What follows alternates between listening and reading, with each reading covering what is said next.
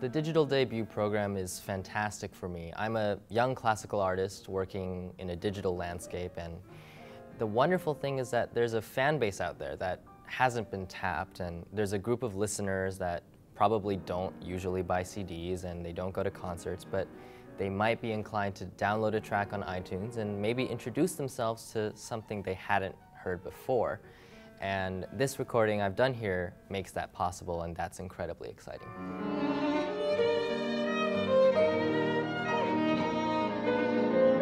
It's very exciting, and to be involved with EMI is just, it's a privilege. You know, their legacy, not just in classical music, but in rock and pop and all other genres is just staggering.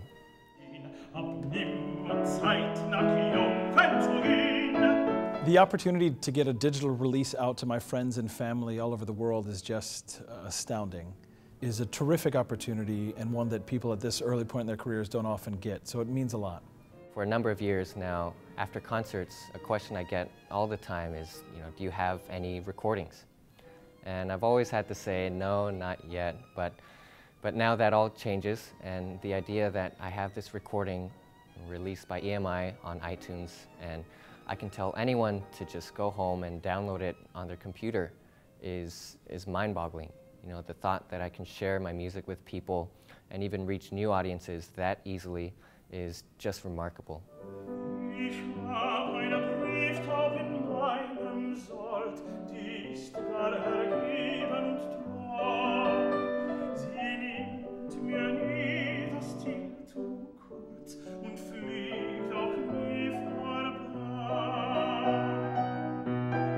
I've always been drawn to Schubert's music, and I've always loved singing his songs.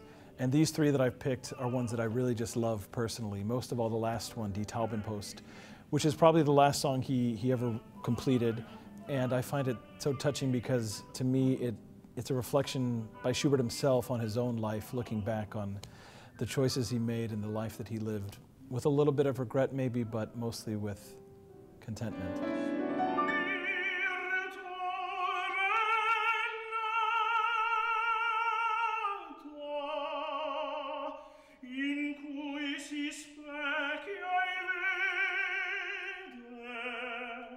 The Britten songs are often thought of as the songs in which Britten's mature, authentic voice emerged.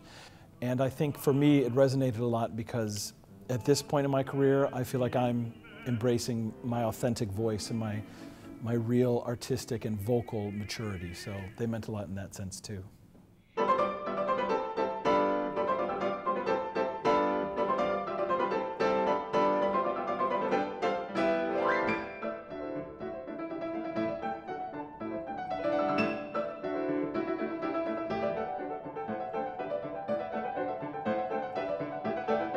My decision to only record composers that lived in the 20th and 21st centuries, specifically Debussy, Stravinsky, and my own compositions, was a really, really deliberate one.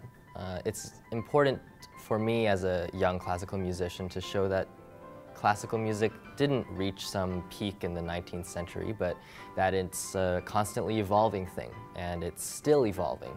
And Bach, Beethoven, Liszt, and Debussy, and Stravinsky were all pushing boundaries in their own time, and there are thousands of composers, including myself, who are working to continue pushing boundaries today.